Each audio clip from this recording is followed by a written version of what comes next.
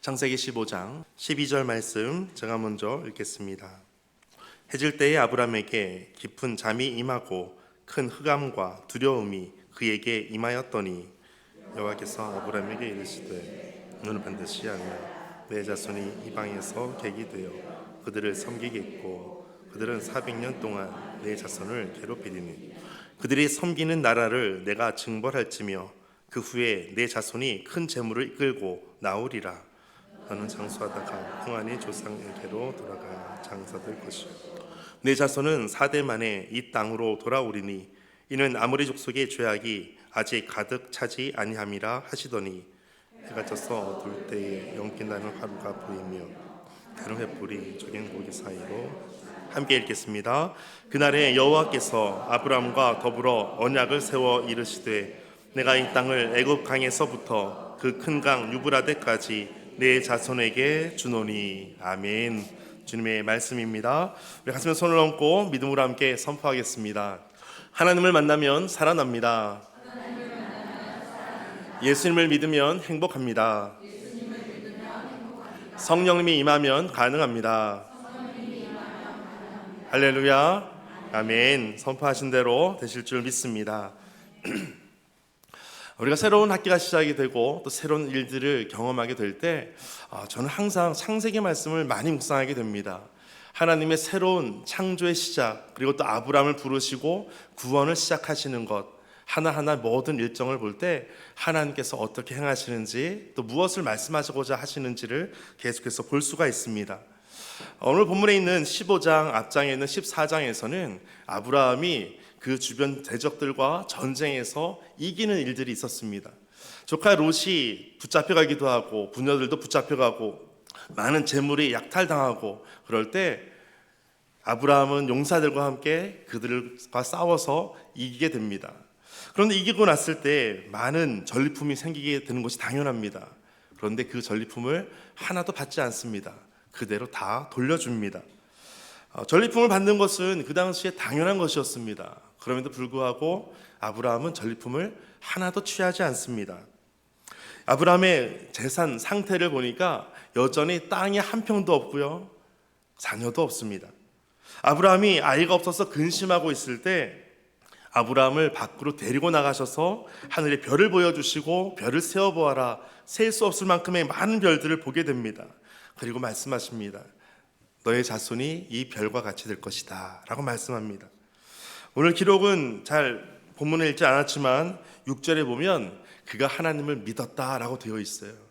어떤 상황이 되는지 모르겠지만 하나님께서 아브라함에게 밖으로, 텐트 밖으로 이끌어내셔서 그로 하여금 이 안에 믿음이라는 것이 생기도록 하셨다라는 것입니다. 하나님 어떤 분이시냐면 우리에게 믿음을 만드시는 분이십니다. 우리 안에 믿음을 생기게 하시고 믿음이 자라나게 하시고 믿음으로 보고 믿음으로 걸어가고 믿음으로 살아갈 수 있도록 하시는 분, 그분이 바로 우리 하나님이십니다. 우리의 지나간 모든 순간순간들, 지나간 세월들 가운데 하나님께서 그 모든 순간순간마다 행하시는 일들이 있었는데 그것은 나로 하여금 믿음을 만들어주시고 세워가시는 일들을 하신다라는 것입니다. 중간에 어떤 일이 생겼는지 모르겠지만 별을 보는 순간 아브라함에게 믿음이 생기기 시작했습니다.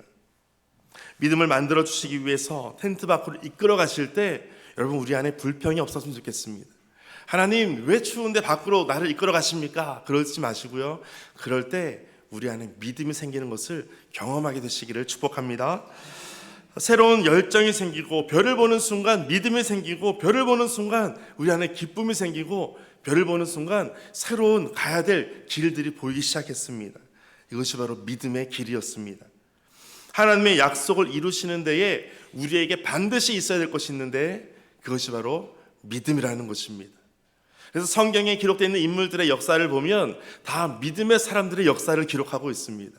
믿음의 사람들이 승승장구할 때도 있고요, 전쟁에서 승리할 때도 있고요, 믿음의 사람들이 패할 때도 있고요, 믿음의 사람들이 어떻게 살아가야 되는지, 하나님과 어떻게 동행해야 되는지를 성경에서는 자세히 기록되어 있습니다. 여러분, 믿음의 사람은 믿음이라고 하는 채널을 통해서 하나님의 음성을 듣게 됩니다. 하나님은 그래서 우리에게 믿음을 주시고 하나님의 음성을 들을 수 있도록 우리에게 계속해서 다가오시고 말씀하십니다. 하나님께서 보여주시는 그 별을 보게 되시기를 축복합니다. 여러분, 우리 가운데 이 마음이 더욱더 믿음으로 가득 채워져서 믿음으로 살아갈 때 그 뒤에 있는, 오늘 본문에 나타나 있지 않지만 하나님의 약속인 이삭이 태어나는 것을 경험하게 됩니다. 이삭은 상속자였습니다. 종의 아들이 아니고 그의 몸에서 태어난 이삭이 상속자였습니다. 상속자가 누굽니까? 물려받는 사람입니다. 기업을 물려받고 유업을 물려받는 사람입니다. 누가 하나님의 일을 이어받을 것인가? 믿음의 사람이 이어받는 것입니다. 예전에 어떤 분이 있었습니다. 그분의 할아버지께서 평양신학교를 졸업한 분이었어요. 평양신학교라면 아주 오래전부터 한국교회의 초대 신학교이지 않습니까? 그런데 그의 아버지가 예수님을 잘 믿지 않았었고 그 다음 세대 3대가 됐을 때 그분이 목사님이 되었어요. 근데 그분이 하는 얘기가 이런 거예요. 그 할아버지께서 믿으셨던 그 믿음의 유업을 그 아버지 때에 잘 이어갔으면 내가 지금 이 정도보다는 더 뛰어났을 텐데 라는 고백을 하는 거예요.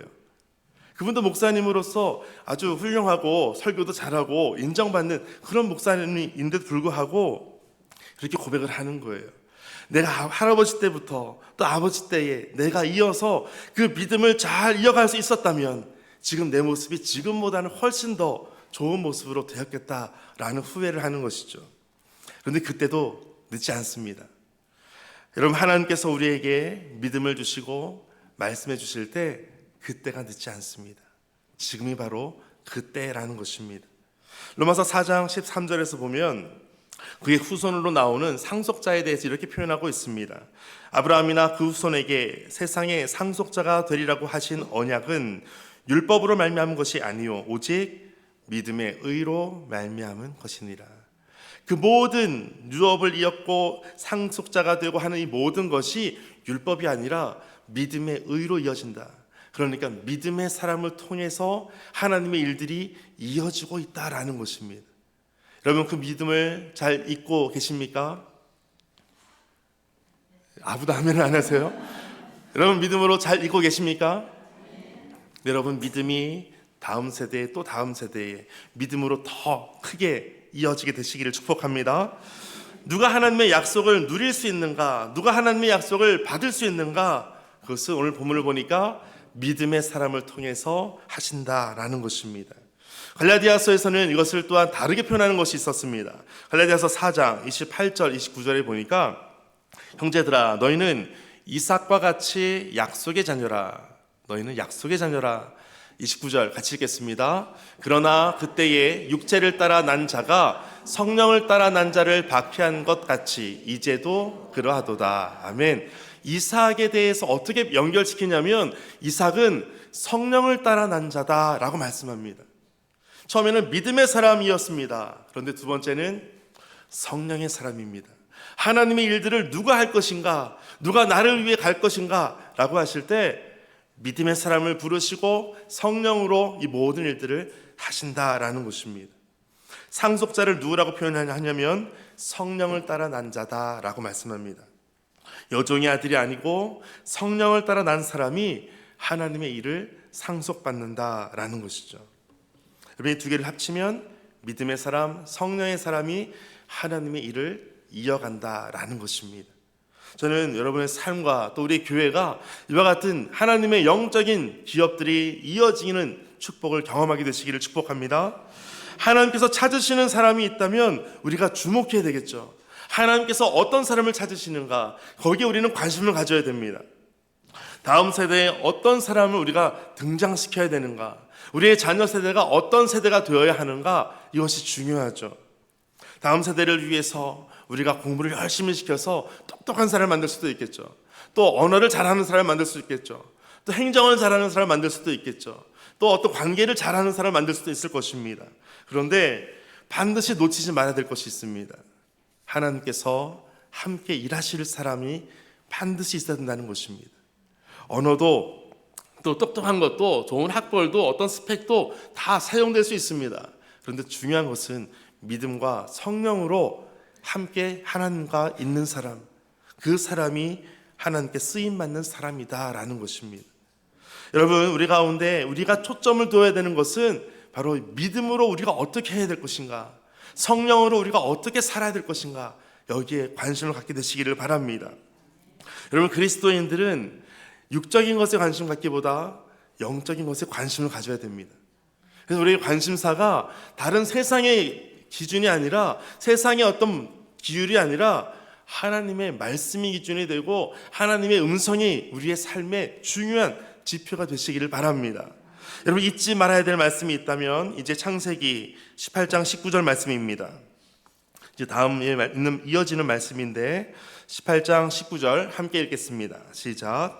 내가 그로 그 자식과 건수에게 명하여 여호와의 도를 지켜 공의와 정의를 행하게 하려고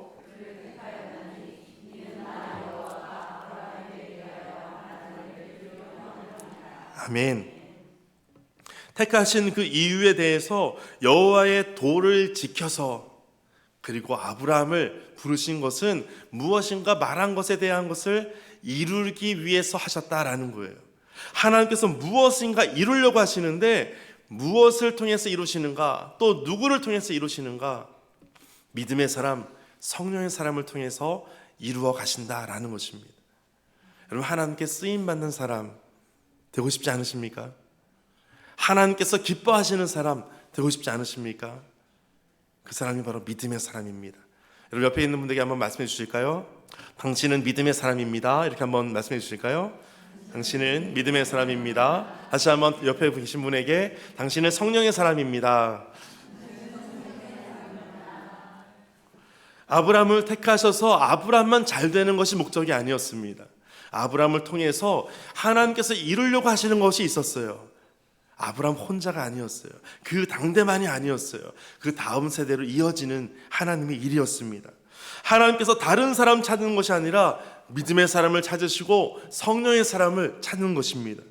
내가 가르치는 자녀가 지금 별을 보고 있느냐, 내가 지금 하고 있는 일이 누군가에게 별을 보여주는 일들을 하고 있는가, 이것이 중요합니다.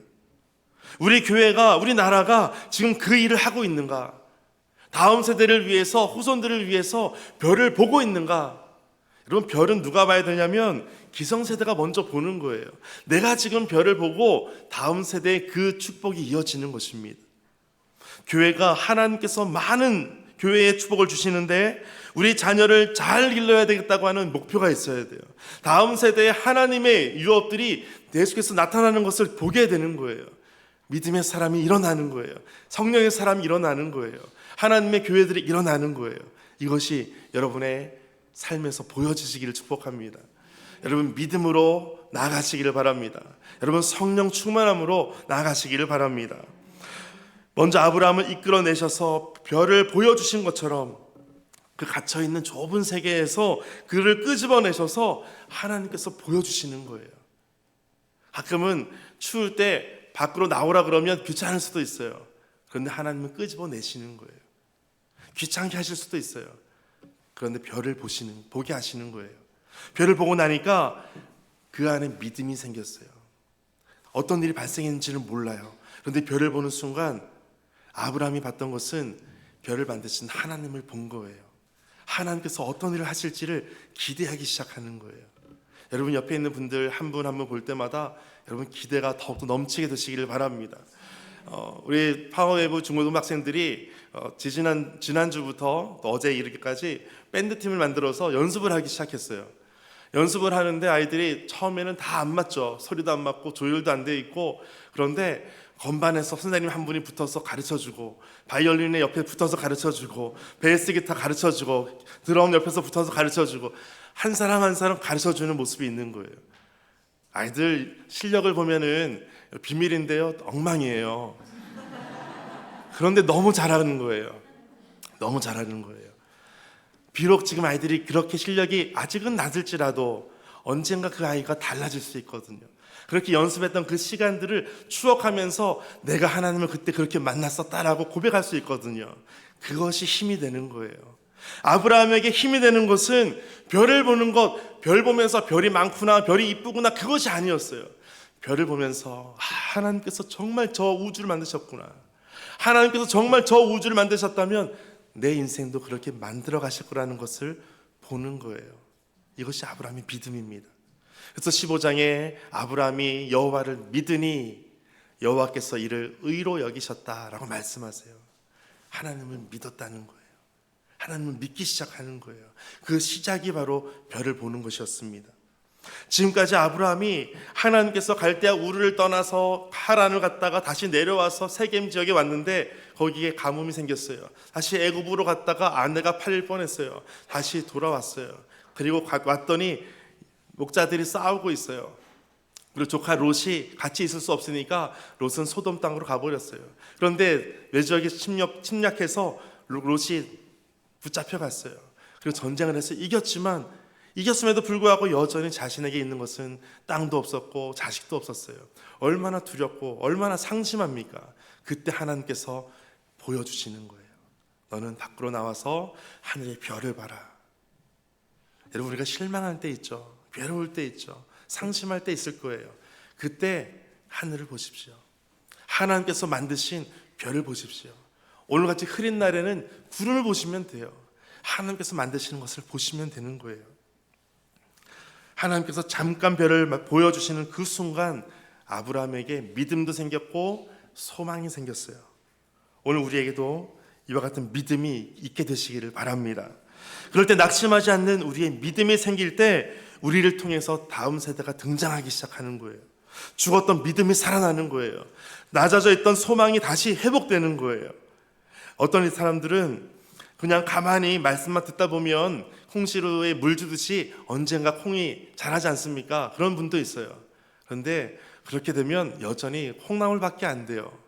건축을 하려면 나무가 있어야 되거든요. 나무를 심어야 돼요. 길게 봐야 돼요. 멀리 봐야 돼요. 지금 잠깐 눈앞에 있는 것 때문에 잠시 육적인 것으로 눈을 돌리는 것보다 멀리 보고 하나님의 영원하신 기업을 생각하는 거예요. 저는 우리 기업 도시에 있을 때마다 묵상하는 것이 있어요. 노래 있잖아요. 나의 영원하신 기업, 생명보다 기쁘다, 생명보다 귀하다. 기업 도시에 있을 때마다 나의 영원하신 기업, 오직 하나님께 있다라는 것을 늘 기억하게 되시기를 축복합니다. 여러분, 자식만 주면은 뭐 합니까? 땅이 있어야 되잖아요. 그래서 거할 땅에 대한 축복도 이어서 해주시는데 바로 8절에 그것을 약속해 주십니다. 창세기 15장 8절 9절에 보니까 그가 이르되 주 여호와여 내가 이 땅을 소유로 받을 것을 무엇으로 알리이까? 땅을 받는다고 했는데 땅을 주신다고 하는 것을 내가 어떻게 알 수 있겠습니까? 그랬더니 하나님께서 야, 땅 이제 내가 다 너에게 등기부 등본을 내가 줄게 이렇게 하지 않으시고요. 9절에 이렇게 말씀하세요. 여호와께서 그에게 이르시되 나를 위하여 3년 된 암소, 3년 된 암염소, 3년 된 수양 그리고 산비둘기와 집비둘기 새끼를 가져와라. 하나님께서 하시는 말씀이 땅을 소유로 주신다고 하시는데 땅에 대한 어떤 문서가 아니고 하나님께 드릴 재물을 가져오라는 거예요. 이것은 무슨 뜻일까? 곰곰이 묵상하다 보면 이런 의미를 찾아볼 수가 있습니다. 하나님은 아브라함에게 약속을 주실 때 아브라함이 그것을 요구했잖아요. 무엇이 표징입니까? 무엇이 증거가 됩니까? 라고 할 때 양과 소, 염소. 그런데 몇 년 된 거냐면 3년 된 거예요. 3년 되었다는 것은 이미 다 큰 거예요. 자라난 거예요. 그런데 산비둘기, 집비둘기는 새끼를 가져오라 그래요. 다 자란 성체가 있고요. 다 자란 동물이 있고 아직 새끼가 있어요. 그리고 그것을 쪼개라 그래요. 다 자랐다는 것은 이미 다 이룬 걸 수도 있어요. 그리고 새끼라고 하는 것은 이제 시작일 수 있어요. 하나님의 말씀이 이것을 보여주고 있는 거예요. 그리고 그 동물을 반으로 쪼개라고 합니다. 그리고 쪼갠 그것은 그 당시에 계약자가 그 쪼갠 고기 사이로 걸어가면 그것이 계약이 성립되는 거예요. 그 의미는 이 쪼개진 고기처럼 이 계약을 어길 시에는 나도 당신도 이렇게 됩니다 라는 것을 보여주는 거예요. 그래서 계약이라고 하는 것, 언약이라고 하는 이 단어를 히브리어와 헬라어에 이렇게 표현하고 있어요. 히브리어로는 베리트란 단어를 써요. 이것은 둘로 쪼개지다라는 뜻이에요. 헬라어로는 언약이란 단어가 디아데케라는 단어를 써요. 디아는 중간이란 뜻이에요. 가운데라는 뜻이에요. 그러니까 가운데가 쪼개지는 것, 그것이 언약이라는 거예요. 여러분 결혼식 할 때 케이크 커팅 하시죠? 생일 있을 때 케이크 자르시죠? 가운데 자르시죠? 그것은 언약을 말하는 것입니다. 이처럼 약속을 한다는 거예요. 그것이 바로 베리트란 단어입니다. 여러분 하나님께서 계약 준비를 지금 하고 계시는 거예요. 지금 숫양 또 암소, 암양소, 암양 이 모든 것을 다 준비하고 새끼 비둘기, 집비둘기, 산비둘기 다 준비해 놓고 이제는 사인만 하면 돼요. 그럼 이제 준비가 다 됐잖아요. 그럼 바로 사인하면 되겠죠. 그런데 그렇게 바로 하지 않으세요. 11절 보니까 솔개가 그 사체 위에 내릴 때에는 아브라함이 쫓았더라. 솔개가 와가지고 사체 위에 내렸어요. 그 쪼개진 고기를 먹으려고 그래요. 그랬더니 아브라함이 기다리다가 파리 쫓듯이 쫓아버리는 거예요. 하나님께서 모든 것을 다 준비해 놓으라고 하시면서도 바로 계약을 하지 않으시고 기다리시는 거예요. 처음 하나님과 이 대화를 할 때 밤에 전날에 별을 봤어요. 그리고 밤이 샜을 거예요. 다음날 날이 밝았어요. 그리고 그것을 준비하는 거예요. 그리고 나서 빨리 이제 언약을 베풀어 주셔야 되는데 아무 일도 일어나지 않는 거예요. 빨리 지금 뭔가 좀 보여주는 것이 있으면 좋겠는데 아무런 보여지는 것이 없어요. 심지어 솔개가 와서 그 사체를 먹을 기까지 하려고 그래요. 시간이 계속합니다. 다음 절 12절에 보니까 해질 때에 아브라함에게 깊은 잠이 임하고 지금 해가 지는 때가 다 됐어요. 큰 잠이 왔어요. 깊은 잠이 왔어요. 그리고 큰 흑암과 두려움이 그에게 임하였더니 시간이 계속해서 가는데 아무것도 달라지는 것이 없어요. 아무런 변화가 없어요. 아브라함 마음속에 두려움이 생겼어요. 큰 흑암, 어둠이 자신의 마음을 가득 채워지기 시작했어요. 두렵기 시작했어요. 그때가 해질 때였어요. 시간이 갈수록 아브라함은 두려웠어요. 그때 하나님은 약속하시는 거예요. 아들 한 사람이 아닌 이제 수많은 그의 후손에 대한 약속을 해주시는 거예요. 그것이 오늘 본문의 말씀입니다. 그런데 그 후손에 대한 약속이 사람 많이 해줄 거야 이 정도가 아니고 아주 분명한 약속을 해주시는데 어쩌면 되게 신기한 특이한 약속을 해주세요. 너의 후손이 지금 많아질 텐데 그 많은 후손들이 이제 애굽으로 갔다가 올 거야. 그런데 거기에서 노예가 될 거야. 거기에 400년을 있을 거야. 구체적으로 말씀하세요. 그리고 거기에 4대 만에 다시 이 땅으로 돌아오게 될 거야. 여러분 아무런 자녀가 없는데 이와 같은 약속을 구체적으로 하실 수가 없어요.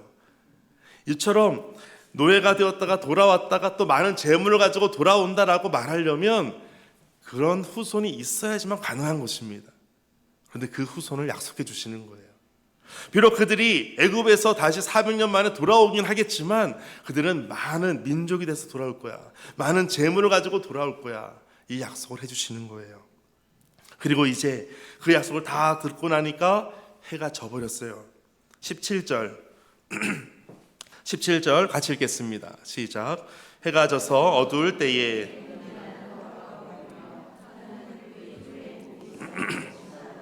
아멘. 해가 질 때에 이와 같은 약속을 다 해주시고 나서 이제는 해가 져서 어둡게 되었어요.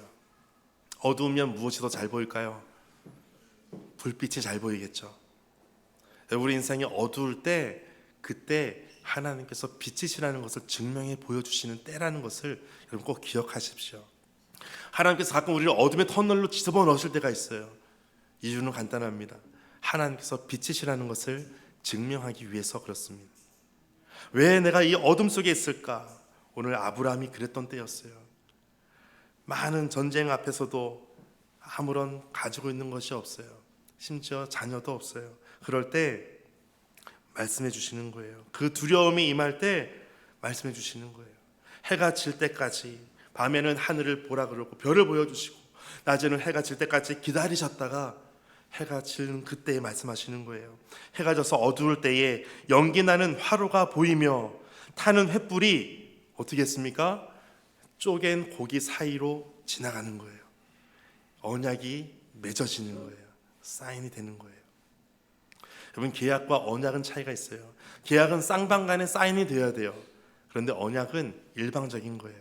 하나님께서 맺어주시는 거예요. 그것이 언약이에요. 그리고 이것을 말씀하시는 거예요. 횃불이 쪼갠 고기 사이로 지나더라. 이 모든 것은 하나님께서 책임지신다는 것입니다. 여러분, 우리 인생 가운데 흑암이 다가오고 두려움이 다가오고 어둠이 다가올 그때 하나님의 약속을 붙잡으시기를 바랍니다. 믿음의 사람으로, 성령의 사람으로 더 주님 앞에 오늘도 나아가게 되시기를 주의 이름으로 축복합니다. 오늘 말씀 가지고 함께 기도하겠습니다. 하나님께서 언약을 맺어주시고 약속해 주시고 또 성취하십니다. 이 모든 것 가운데 하나님의 열심을 우리에게 보여주실 때 우리에게 믿음을 먼저 주시고 성령을 우리에게 부어주십니다. 하나님, 우리 안에 이 믿음이 다시 회복되게 하여 주시고 성령으로 충만한 삶으로 다시 인도하여 주옵소서. 함께 기도하며 나아가겠습니다.